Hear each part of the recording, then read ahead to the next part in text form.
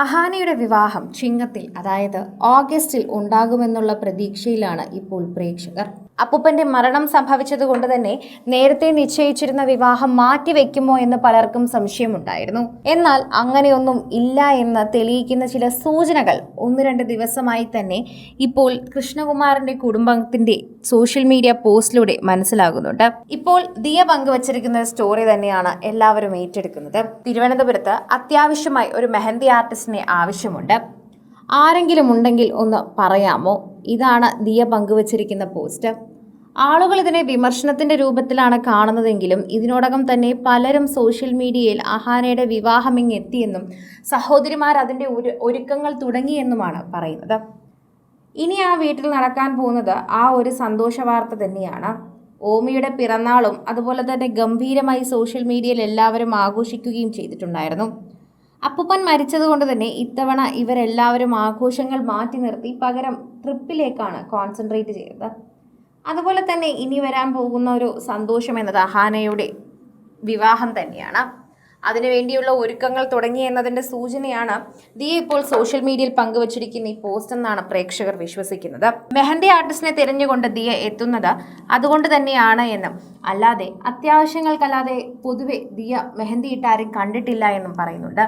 ദിയയുടെ അടുത്ത സുഹൃത്തിന്റെ വിവാഹവും ഈയിടയ്ക്ക് കഴിഞ്ഞിരുന്നു. അതുകൊണ്ട് തന്നെ ഇത് തന്നെയാണ് കാര്യമെന്ന് എല്ലാവരും ഊഹിക്കുന്നു. അടുത്ത ചോദ്യം, എന്തായാലും എൻ്റെ വിവാഹത്തിന് ഞാൻ അമ്മുമ്മയെ വിളിക്കില്ല എന്ന ഒരു കോൺവെർസേഷനിൽ തന്നെ ദിയയും അതുപോലെ അഹാനെക്കുറിച്ച് പറയുന്നതിൻ്റെ വാക്കുകൾക്കിടയിൽ ഇപ്പോൾ പ്രേക്ഷകർ ചോദിക്കുന്നത് അമ്മുമ്മയെ വിളിക്കുമോ എന്ന് തന്നെയാണ്.